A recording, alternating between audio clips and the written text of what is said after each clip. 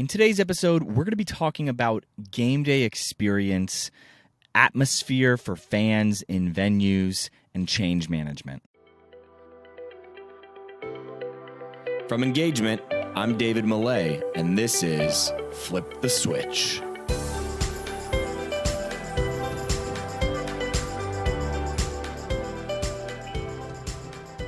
What's going on, everybody? Welcome back to another episode of Flip the Switch, where we sit down with leaders in customer experience and employee experience, and we try to figure out what are the trends that they're paying attention to? What are the experiments that they're running? What are the insights that have driven them to success throughout their career? Then we take all those principles and we apply them to the world of sports and entertainment, live events, and hospitality. Now, today we are talking about game day experience and change management with Guido D'Elia, who has just created, in my mind, what is the best environment in college football, at least the foundation for it. And that is at Penn State. So Guido's claim to fame in the college athletics world is that he is the originator and creator of the whiteout, which again, for me, is an experience unlike any other. I've been to almost all the big Power 5 stadiums, so many pro venues, and there is nothing quite like a night game when Penn State is doing their whiteout. Now, we're going to talk all about how that came to fruition here with Guido, but a little quick background on Guido. So he, before college athletics, really had built and created over a 50-person production and strategy firm. So he had a really big background in marketing and strategy, and kind of content, if you will, and how to really engage customers' emotions prior to coming into athletics. Now, when we think about the episode, we're going to talk about the first probably 20 minutes or so about the whiteout, lessons from that. Then we're going to get into larger thoughts on college athletics, change management, and really engaging your customers. Today, Guido consults with Rutgers, which he'll talk about here in this episode as well, working on game day experience and how to deeper engage fans. So if you are in sports, super relevant episode for you. If you're not in sports, still a ton of change management lessons told through sports stories. So without further ado, let's jump into this episode with Guido. Katie, what is happening? We've got another great guest on the show with us. Guido, welcome to the show. Nice to be here. Well, let's jump into it. Katie, I know you have your own story for how you met Guido. Why don't you start, and then I'll go give my story, and that'll take us into this thing. Yeah. So Guido and I met. I was on the sidelines working with Penn State Sports Properties and handling all of our sponsor activations, and got to see the Great Show Squad in action. So this was, I was at Penn State from 2008 to 2011 football season. So this was right on the heels of the whiteout really coming to fruition. Got to really see it from, its infancy and to where it is today. So proud to have you on the show, Guido. Thank you very much. I remember those days. There's a lot of good people did an awful lot of good work besides me. We had a good team at that point. We really did. Yep. I love it. And then my story for meeting Guido was Mike Millay, my dad, he and I, who Guido just described previously as how did you say, a distinguished gentleman? I don't know that that's what I would call my dad. I just thought he was a distinguished guy, and I was certainly going to mess up. Well, we were down at Texas with Drew Martin, who I think was episode number 2 of this show. And one of the things that I thought was so cool, Guido, that you did in those sessions was, I'll never forget this. You described what you were doing as, you said, hey, so many of these schools and teams have this kind of set list of run of show that they run in games. Yeah. At the 2-minute mark, we're going to run this sponsorship, and at the 3-minute mark, we're going to do this. And you said to me that it needs to be run like an offensive coordinator. You need to be able to understand the emotions of the fans that are happening, and you need to adjust your play and the things that you run based on what those emotions are in the stadium at that time.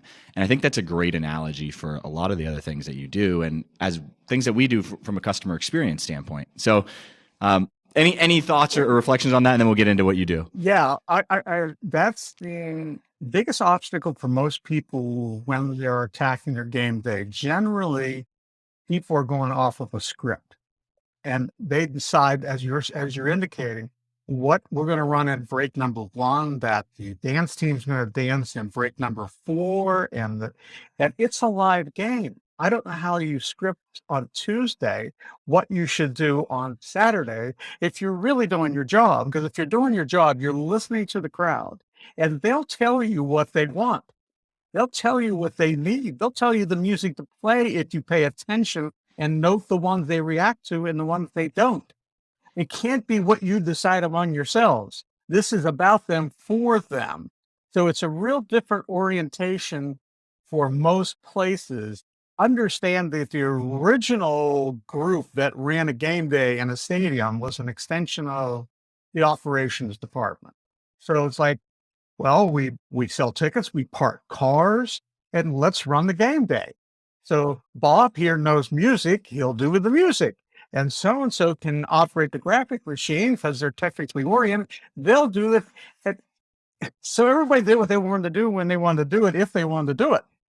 And then it needed to be directed for the moment. Down, distance, yardage, temperature. How do you feel about it? Where are our fans? What is the score? What's on the table? And so that's a whole different orientation to be customer centric in that moment, not what I want to do. That's the epitome of it. 100%. I'm excited because, again, I think we're going to go deep on like how you've set up game day and how you can change the way that you offer things and the experience you provide by reading your fans. I think that's really what today's episode is going to be all about. But before we get into that, Guido, tell us what you're working on now. What are some of the things that you're doing and how do you stay busy these days? Yeah, I'm advising Rutgers football. And so working on everything, game day is a piece, but developing a fan base is probably the primary piece, and a little bit on brand and other elements to get people media savvy. So I enjoy that because it's a singular focus. I have one team to root for. I really like the people there. The head coach is someone that I go way back from Penn State days. I really respect what he does and how he runs a program. So that's good for me. And it's less than a 3-hour drive from my ocean house. So all those ingredients, it works. Just a somewhat technical question. When you come, and I think it's important for the type of thinking that I believe this requires, is what levels are you working at in the organization? Like, who are your main day-to-day point of contacts? In that case, most coaching situations is the hierarchy. That's the way they built it ever since Urban Meyer. It's like, it's top down. So my entry point in my interaction is with the chief of staff at football. He controls all marketing, fan base situations, and everything that has to happen. So I go in the door with him, and then we have a great guy by the name of PJ Mullen. You probably know. Oh yeah, very well. Katie. Yeah. So PJ Mullen is running the game day and on the field with it, or on the spot with the tactical stuff. So we got a great team. I really enjoy it. That's awesome. Yeah. And I think PJ, from our time working with Penn State, it was almost like your protege there. From now, I think this is a good transition point to getting into like what you are really known for, which is your time that you spent at Penn State, where you created in what I believe is the best college game day experience that you can have is the whiteout at Penn State. So for listeners that might be unfamiliar with kind of Penn State whiteout, talk us through the background. What is it? How did it come to fruition? Yeah. Well, it was really in defense, David. It was, we had, when I was there and running the brand, we had the quietest 100,000, known as the quietest 100,000 fans in America. And they were just used to winning with Joe, and we're like an awful crowd. They'd applaud when something happened. And, they just expected to win, and they'd sit around and wait for it to happen. Well, we hit the first ever downturn, which was about to happen in like dark years for 3 or 4 years. And it was getting worse and worse and quieter and quieter. And it was a recruiting disadvantage. So we'd bring recruits in there for that to see a game, and it was not like what they saw at other places. So I moaned them up that they said, shut up and fix it. And so I inherited it as part of my gig. And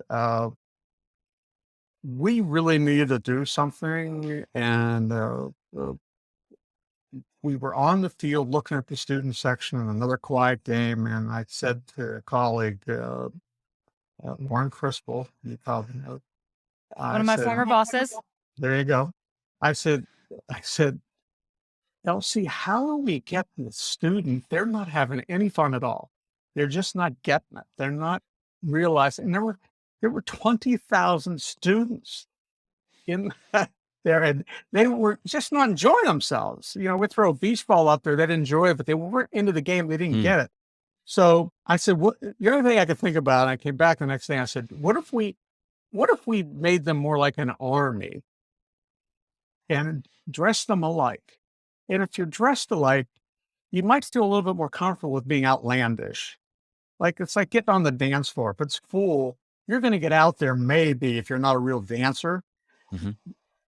Than if it's half empty. So that was it. And getting them in white, we thought we'd start with the student section. We realized we had to do it the first time out, or everyone would say, I'm not doing that. It's not, nobody does that. You know? So then we had to market it, and market it without internet, without texting, without hand-to-hand combat. So I know we don't want to go too deep into your secret sauce, but maybe I got to imagine the way y'all marketed it back then is not the way you would do it today based on all those things. So just for story's sake, how did you get that message across to 20,000 students without texting, without email, without social media? We have a small army of people like Katie, and who are really dedicated or want to get this done, body and saw it. And then we just did everything we could think of. We had 2 weeks to the next home game, and we started the student whiteout, and all of a sudden people walked into the dining halls with the face painted white, and everyone looked on the second one. They hand them like whiteout Purdue. That was our next game, Purdue. Whiteout Purdue. And they go like, what? And then we just built it and built it and built it. We had people the week of megaphones on campus yelling at people to wear white on class changes. We had golf carts riding around campus with an line holding the sign, wear white, all students wear white. We convinced everybody on the storefronts in State College, which are on the perimeter of the campus, to put nothing but white in their store windows. We told them, believe me, it's going to pay off. We're going to come in there, they're going to need white on Friday. And they did it. They listened. They believed. And so we did every single thing we could think of. We had a whiteout the night before, and coach got up there, and the announcers were white. And there was white everywhere you looked. And so it was hand-to-hand combat, and we still weren't sure. Is it true that you even had them like standing outside the dorm Saturday morning, like setting them back into their dorms to go change if they came out in white? We had a bullhorn on the two main streets that would come from the student dorms, and they would go, "Hey, you, get back in, take that green off, get white." So we also went through. You couldn't do it today, but we went through dorms and knocked on doors and waking people up and reminding them to wear white. But our people really weren't. Not that they just passed flyers. They went into the dining halls and sat at the tables and said, here's what we want to do. Here's the reason why it's going to be great fun. Wear your white. And they sold it. Hand-to-hand combat. There are so many lessons within that one story that we could unpack. I mean, just my couple quick highlights, and Katie, I'm curious your takeaways from it, hearing it for the, probably the 100th time. I think for me, one of the takeaways that I had there is that so often in any kind of change management initiative today, it feels like there's it's the opposite. You just said, what I heard you say was you did everything you possibly could, and you still weren't sure it was going to be enough. Today, I feel like so often people send out one email and say, well, we told them. We told them. Why don't they get it? It's like the mentality's totally changed. Yeah. And I don't know what that's about. Point. That's a good point. A lot of people think, well, I told them. Well, did you follow up? How many times did you follow up? Did you ask them to explain to you what it was? It's no different than going for lunch and going to pick it up. Did you check the bag? If you don't check the bag, you don't know what you have. So don't come running back here and say they didn't give us the right order. No, you got the wrong order. Yeah. And it's just, I think there are just so many things in that alone. I think one of the other parts is you said that they sat down and explained the vision.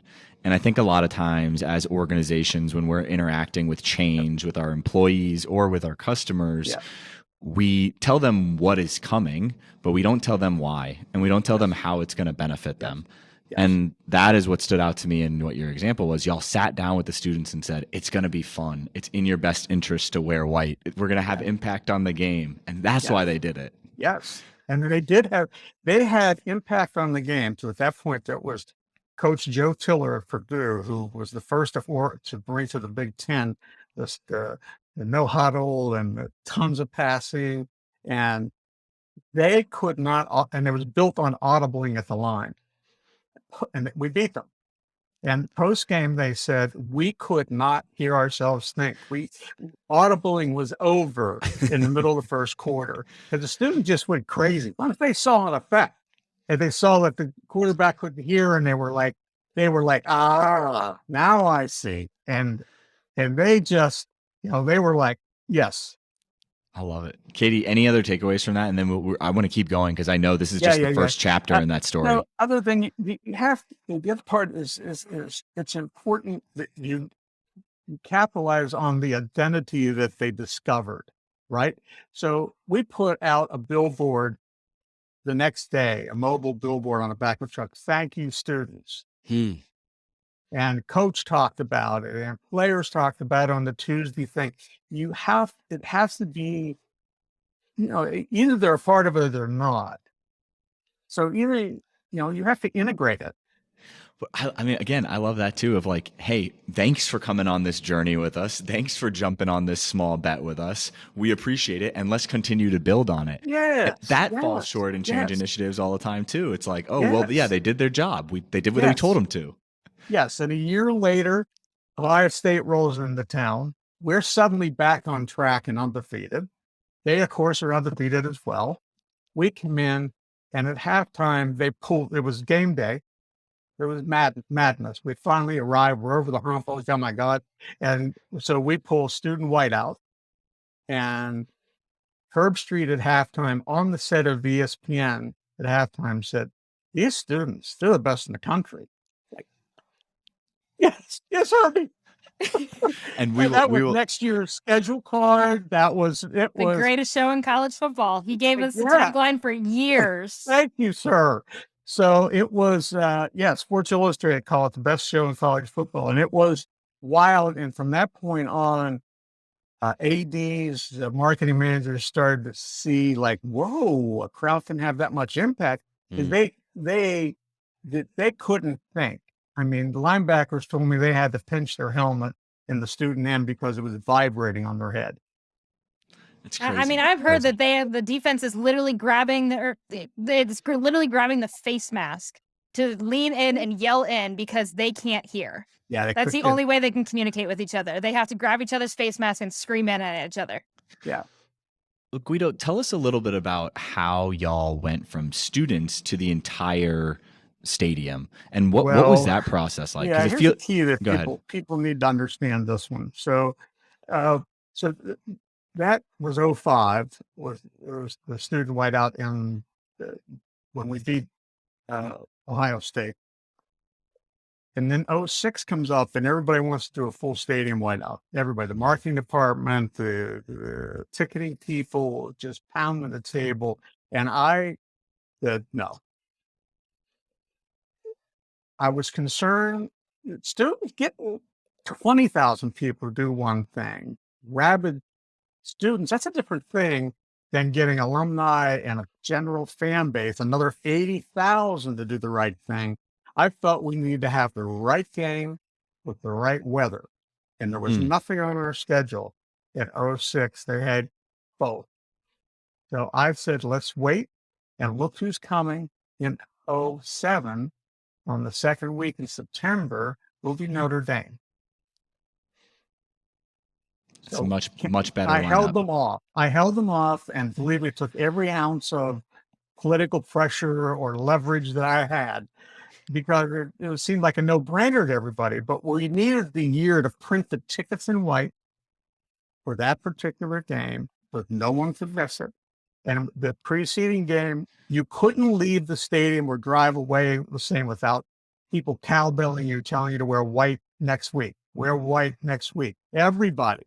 And then, the coach did a big thing with a pep rally and blew it out of proportion. And it was it. But still, we didn't know. We had no idea. We had people with binoculars up on the rooftop. And I said, just don't tell me if it's bad. It worked so much, even Notre Dame got the message. They wore white. And they had a hotshot quarterback too, which made it all the better. Like supposedly the Heisman Trophy 4-time winner, and we beat them bad. Well, I think there's another lesson in that of, again, too often in change. This is one big change management initiative, right? And Yes. centered around the customers. And I think one other big mistake that you guys did the right way, but a lot of people screw up in a change initiative, is moving too fast, right? Sometimes people can move too slow as well. There is that like right balance in how you do it, where y'all got a small win in having the students, and there's some big wins that came out of that, but you took a small bet and you said, let's really do this part well before we move on to all these other things. And I think a lot of times leaders, in their zeal for success or their zeal for impact, want to do everything right away. And it's like relationships have to be built, tests have to be run. People have to see that there's going to be impact and what's in it for me before I get in. And I love that you pumped the brakes, and I'd be curious to see where the program or the initiative is without you pumping the brakes on them on that. Yeah, I don't know. Maybe we could have pulled it off. I don't know. But this thing that I was going for was, I really want our fans, all our fans, to adopt this as their identity, right? So if they did it once, and we did it and we had a good result that game, which we did, then they're in white anytime you ask. It just with minor promotion. Then they started to wear it on the road unasked. They would show up in white as their identity. And so it is theirs. And now the whiteout is theirs. It's not me. It's not anybody. It is our fans. That's them. They come in. They know what to do. They know what song to sing, when to sing it. They're like a choreographed stage show that just continues. So, and I think one of my favorite things about it is it's kind of an antithesis to the typical argument, well, we tried it and it didn't work. I mean, there's a 50% win record when you have a whiteout game, especially when you make it the largest game. Yeah. But it is something that is so important. It's so ingrained in that fan base that it's still important to them. It still works. Like, even if you don't get the win on the field, it still works. And you're still convincing people to buy into something. Yes. And the other thing that occurred is we weren't just rallying that crowd with what they were wearing. We kind of took an approach to our music where each week we evaluated what we did. We trimmed and cut pieces. We listened to what they reacted to and tried to, we had color-coded green, yellow, orange, green, anytime you want it. This will move them. Yellow maybe in certain situations. And we would listen and do it. And we listened to other things and found we introduced Seventh Nation Army before anybody had it. Our fan was playing it before anybody had it. People were trying to Shazam it, and there was no Shazam it because it was Greg Drain made up the music. I love it. So in Zombie, we started Zombie on that first Ohio State win, and they were going crazy. I can't tell you how many people called us and asked for our play sheets. Can we see your music sheets? Can we see? It would do you no good. You have to know when. It'd be like getting a quarterback's plays. It doesn't matter. You don't know what to do with it. I had another role where they played Zombie Nation on kickoffs, and it like made my blood boil. I couldn't handle. You don't use Zombie Nation on kickoffs. You use it on major moments in the game. Yes. It's so funny too. I mean, again, the amount of analogies to this. Like I think about oftentimes like we at Disney used to get called all the time of like, just show us how you guys do it. And I'm like, it makes sense for us. It doesn't make sense for you, manufacturing company. Like No. our playbook, we can't just give you our playbook. You got to learn how to Yes. use the playbook before we Yeah. just give you the playbook. Yeah. Yes, you got to Um, know what your crowd. You got to know, like any business, who is your target? What do they want? What do they need today? right. Are we in a win streak? We in a losing streak? Are they down? Are they going to fall apart at the first mistake? We got to get them. We got to have music ready to get them back up. If we're on a roll, then it's a matter how do we keep the steamroller going? That's a different music selection for that week. That's a different green. It may not get green in a game where we're doubtful. And again, the only way you know how to do these things is by paying close attention to what being tied at the hip of what are the emotions of our customers and how do we adjust accordingly. We can't just go in with a blank playbook that we made in our cubicles. Yes. And one of the things that when I went around to other schools, wherever, Arizona, Arkansas, Oklahoma, Texas, whatever, I would go in and I'd say, how are you monitoring your crowd? They said, what do you mean? I said, well, you're hermetically sealed in a booth here. Oh, we have these speakers. No, the speakers don't tell you anything. And you need the windows open because you have to know how cold they are, how hot they are, how uncomfortable they are. You need to know where your crowd is, and you need to stick your trunk outside there and listen to see if your music is paying off, as opposed to pat yourselves on the chest when you hear it. Maybe the students do, but if nobody else is doing it, then Yeah. So yeah, that windows coming out was always a big deal because that's a huge deal. In fact, it was to the degree once when I got to Arizona, it was late.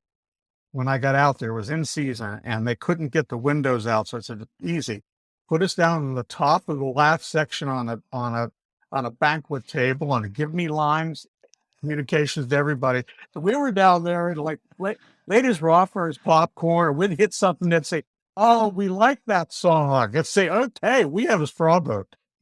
And I mean, I love this because it's like you were willing to get uncomfortable to go understand what the customers are thinking. And I think so many administrators and senior leaders in organizations don't spend time on the front lines experiencing and feeling what the customers are feeling. They're making decisions based on information that they're getting on a spreadsheet or in an email, and they're not feeling it for themselves. And It's harder. It's harder to do. I mean, my background is I have training in nothing they ever did.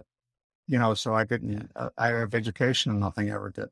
So I've just always been okay, if your life was on the line, what would you do here? And if you think through it, it's there. It's very obvious. You just have to put yourself into win-lose. Well, are there any other stories before we move on from the whiteout that like have never seen the light of day that you're like, I've always wanted to tell this story, or I've only told this at a closed dinner table kind of thing? No, other than the euphoria of when they came down from the top of the press box and said everybody's in white. Yeah, I can't imagine what that. I mean, seeing it firsthand, I thought it was incredible. I can't imagine having been there the first time, not knowing how it was going to turn out. Had to have been insane. It was just such it was so, I don't know. I mean, I didn't want to, I told them I didn't want to know unless it was good because I'm producing, I can't go into that. Like, I don't want to know in advance it's bad. Yeah. So they said almost 100%. Cool. Well, Katie, anything else before we move topics here? Nah, I think we move on and carry it into the next round. All right. So I think for me, as we move into the next round, it's really about larger industry things, right? In that I think across the country, we see attendance numbers falling. A whiteout at Penn State is obviously always the most packed game of the season. But even at Penn State, at a 100,000 seat stadium, depending on the time of year and the opponent, that stadium might only be half full. And we're seeing that across the board, not just at really massive stadiums. Talk to us about what you're seeing across the industry and why you think it's really important and what the sense of urgency might be around those things. Uh, Dave, there are a number of elements that are intersecting at the same time, and it's really difficult for college football. First of all, we're overbuilt. The stadiums are too large. We'd never build them this big again. Pro football learned that the hard way. They could, even Jerry Jones' ego could not get him above, whether it be 68,000, because everyone knows better now. That just, the price of a Samsung, as big as it is an entertainment center for you and your friend. You can watch 3 games in the time it takes you to traverse to the stadium, go through traffic, sit through everything, and get yourself back. So it's the length of the game, it's uncomfortable seats, it's horrible ingress and egress. Most stadiums are built plunked down in the middle of a campus. Do you want to go to Auburn or Alabama and try to get out of there? Good luck. I never took a parking pass at Alabama because I wanted to park. I'll walk it. Thank you. Because I'm not sitting there for an hour and a half. You either got a tailgate after. So the obstacles, parking, seats are mostly benches. They're not even seats. They're built for smaller people. Like the Yale Bowl was built for people when we were tinier. So you get, facilities are not what you'd want them to be. Concessions certainly are, don't meet standards. And it's just, it doesn't work. So what a lot of places are going to, a lot of places are doing pour overs. In fact, they're taking an end zone where there were 30 rows and 25 wide. They're pouring over that like basketers, if you will, and they're reducing that to 18 rows and 15 wide. And now you have seats with arms, you got plugins for phones to power up. They're going to have to do it. Everyone, I can't remember the last time somebody increased I think their seating UCF. capacity. I think UCF might have been the most recent one. Yeah, they built a stadium, but they were coming from nothing. Correct. And then they moved into They went from folding chairs to a stadium. So I mean, the interesting one will be, I think, our friends across the street over at UC at Cincinnati, where I think they have one of the most. I think they've got an incredible stadium. The fact that it's like in the middle of campus, you can walk through it, but it's only 35,000. Now they're going to be in the Big 12, and if I'm them, I'm saying you just went through a renovation. Keep the 35 and just price it up. Like that's my take on it. Yeah, I'm curious your thoughts. Yeah, and it's because the parking and the experience, the fan experiences, you're gonna dwindle, and you may get 1 or 2 games when you're hot. But you have to plan on it. Not all teams are up. They go up and down, and coaching may change and whatever. And so you have to plan for what is the norm, like any business. And do we have enough parking? And do we have enough tailgating? Like some places, they don't protect their tailgating well. They build other facilities nearby, and okay. Well, so we've got attendance dropping, right? I think people are starting to realize that the attendance is dropping, so they're making infrastructure changes like we're talking about. But outside of infrastructure changes, I mean, one, what can schools do? And again, why does it matter that attendance is dropping? I mean, with some of these TV contracts that are coming in, they're making their money up on those things. But what's the sense of urgency? Well, so if you look at the structure, the economic structure, so the conferences all give out equal amounts to the teams. The differential is your stadium rep. It's kind of like the Yankees and the Indians get the same money from the league, but the Yankees TV contract for local broadcasting is 9 times that of Cleveland because of market size. So part of that is you have a 100,000 seat stadium, or you've got people used to coming. You better keep working it so that they continue to come. Your perimeter better be built out. The fund ought to be there. Try to ease things each year. Put your money in the concession. Put your money into other things, bathroom renovation, whatever, because that's a rev source you don't want to give up. That's a differential between the others. Yeah. That's part of what they want to do. But like I said, a lot of the stadiums are old.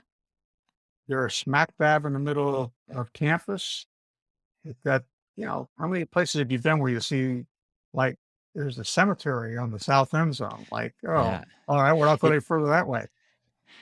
I mean, it's definitely interesting because I do think in the past, I mean, Penn State being a primary example of it too, right? Where the focus and the skill sets in the department around marketing and the ability to do some of those things, then the need has become far greater than what I think a lot of the programs have adjusted to, because I think there are just so many now pain points in this experience, right? We talked about parking, but it's even like Fan Fest. If I'm coming to a game for the first time, what does that look like for me? How Yes. am I being targeted? Yes. Is it for me? Is it not? Yes. The concessions is a pain point. There's so many pain points that need to be improved upon for somebody to say, I'm going to spend 48 hours invested in this. Yeah. And a lot of money. Because Right. if you're, and remember what's working against this also, TV rules the day. So they determine game time, and they don't determine that 2 weeks before unless it's a marquee game. So if you're a family of 4, you don't know whether you need to get a room Friday night because it's in their game, or whether, so what the hotels say, we'll make it easy. We're going to charge you for 2 nights no matter what. Yeah. At a jacked up rate. So it's really difficult for there better be something like in Penn State's case, tailgating has been cult-like, right? Because when they moved the stadium from the middle of campus, they moved it to the very outskirts. It's no longer the outskirts. It's the campus has come up to meet them. But the fields and the areas are sprawling, hills and valleys filled in with tailgaters. They have that, but they have to watch that even that is being impacted by ag school needs another farm for this, and this school needs this, and that soccer team needs this. And so next time you're shrinking that down and you can't get it back. Yeah. Katie, It's hard. You recently sent me that Hustle article about just like the American middle class family being completely priced out of entertainment options. I don't know if there's any points there that you want to bring up and ask Guido on. Yeah, I mean, I think the biggest takeaway from that article was the fact that, parking used to be an add-on. You bought your tickets and we'll give you a parking pass. Whereas now that is looked at as an additional revenue driver. Yep. But it's not providing really any value to the customer. Like, yes, there is the convenience factor, but when you're going from $20 to $50, it's Yep. still the same slab in the parking lot. There's no value being added. How could more value be added to that parking space so that fans are okay with that increase in pricing? Well, I don't know, but the bigger you are and the more you win, the more you can just do what you want. That's really what the rule of thumb is. But is that going to last though? I mean, no, maybe. that's what some people are doing. It, there's a lot of aspects in it.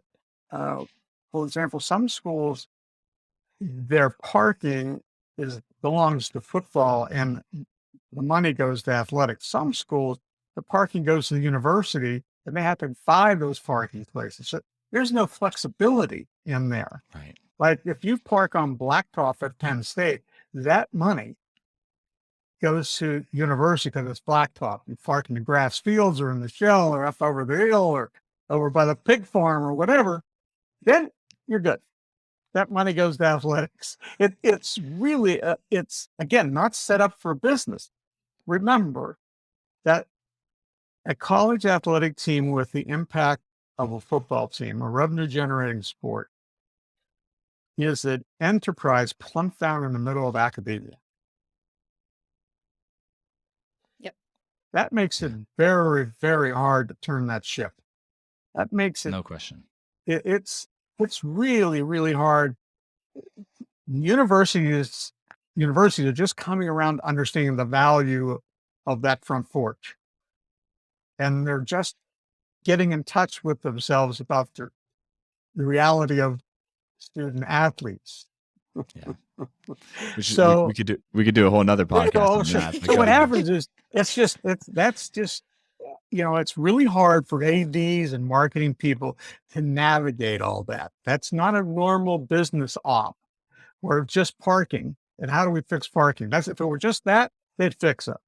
Yeah. It's No So question. entangled. Guido, where do you see opportunities to fix and carry some of that in-game experience to outside of Yeah. the stadium? Because, Yes. I think particularly for, we talked about the cult-like tailgate culture at Penn State. If I'm a brand new fan coming to Penn State for the first time, Mhm. I don't understand. Like, maybe I don't have the grill. I don't have the full tailgate set up. So how do I get ingrained into that cult so that I want to come back? What are some of the opportunities that schools should have to be able to get the people that are not in the cult on board?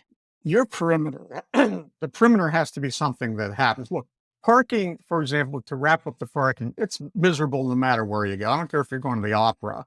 It's like not fair. It's overpriced. The lines are long. I'm in line up. It's just something. It's the dastardly thing you got to do to get there. But once you get there, can we give them something? And there's where perimeter comes in. Like when Drew Martin went to Texas and CDC came in there, it was like all of a sudden the Texas perimeter went from next to nothing to an entire game day experience in and of itself, with the parade, with FIBO going down the street, the whole nine. So that's an element that makes it worthwhile to get in there. That makes it like, this is fun, and I want to bring my kid here on this thing. So it like Rutgers, for example, we're building a fan base, and they're just starting to find their strength. And so what we did is we took the main street that comes down, where the team comes down on the bus. This is maybe a quarter mile, leads straight into the stadium, straight shot down, called Scarlet Nightway. And we turned it into a boardwalk on game day. So it is everything you would expect on a New Jersey Shore boardwalk. It is all kinds of foods, food trucks, 11 food trucks, vendors walking up and down the street selling things, guys on stilts, games for kids, win a doll, win this, shooter games. It is exactly that. So when people get there now, 4 hours before the game, there's really a lot of fun that happens that leads into a parade. Oh, by the way, that comes down through there that culminates with the buses coming through to see their heroes. So that's what you got to look at. What was an empty street, kind of blocked off, and they ran buses up and forth, is now something worth getting out of bed for. Yeah. Now, who's and could be attending driving that? Like, revenue. is that your 30-year season ticket holders, or is that's the new fans? And It's who's everybody. attending that It block was party? the first one we had was 2 weeks ago. The second one will be Saturday, and it was a mixed bag. It was students, it was old timers, it was everybody imaginable, just hanging out. We put 20 picnic tables with umbrellas, and they sat over on the side. We're going to have benches next time, like you'd have on a boardwalk. There was every food imaginable. There was the travel truck where they could take a photo opportunity, and there was face painting and all the things you can imagine. So again, that's not like an end all be all. I thought we did a really great job with it. And PJ was just a hero putting it together. But must do things like that. That's what you must do. No question. Yeah.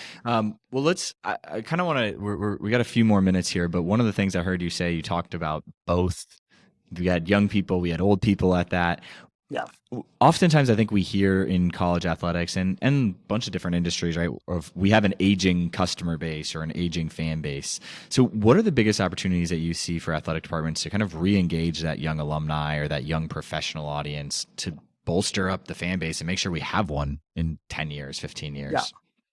First, your game day experience has to be something that they would want to come back for. Right? That starts. And then the perimeter is also an element of that. So it's the whole package. Do I want to come back for that? Is that a place that we're going to go to rally around and revisit. So some places are already there. Some are just building themselves into that experience. So that's a key element of that. The student situation has to be constantly reminded because they're new. So you need to get to your student base as they're coming in the door. You need to be part of orientation. You need to do those kinds of things. And it's a lot of grassroots stuff, and it's a lot of legwork, and it's a lot of work. It really, you got to spend But some money.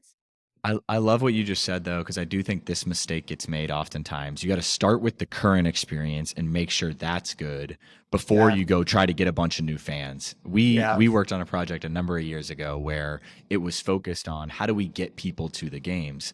And what we looked at over the course of the year is we got a ton of new people to the games, but they came for one game. And they didn't come back again because once they got there, the experience was not worth them coming again. And that's where people need to be starting as opposed to trying to get a bunch of new fans. Yes. If not, you're strictly restricted to wins and losses to determine your fate. Like, Rutgers is in a build, right? So just as an example, so they're in a building thing, and great. Shanna's got that moving, but they feel like they're part of what's happening. We've helped them feel that they're part of what's happening. So what happens is they go to BC for the first game. There's 5,000 Rutgers people there. At Temple last week, there were probably more people at the Temple game in Rutgers Scarlet than there were in Temple Cherry. So they're starting to feel themselves like they have a force, and Saturday night they come in there and it's Iowa under the lights. And hopefully we play well enough that they feel like they got something done. And that's how you build it. Then you want to come back. I love it. Well, last couple minutes here. No, that made total sense. Okay. Well, last question here though for you. What I guess piece of advice would you give to senior leaders or administrators or something we haven't covered yet that you really feel like is on your heart that you want to share with leaders that are kind of going through this type of change management that's all about the customer? What would you share with our audience?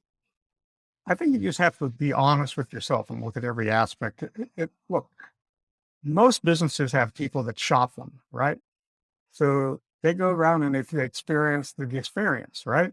And then they give them a grade. That's unknown in college football. Why not? Like, why not hire a firm? Why not get 12 people friends and family, whatever, and shop it? That's the kind of mindset you must get in order to understand where your customer is and what they're doing. And then all the other stuff, and you got to bombard them with social media. You got to include them in things that you do. You can't have a highlight video with just plays. I must see myself in that as a customer. Beautiful. Katie, anything else for Guido before we head out? I think one of my favorite lessons that I ever learned from Guido is, college athletics. This could be bad, David. This could be real bad.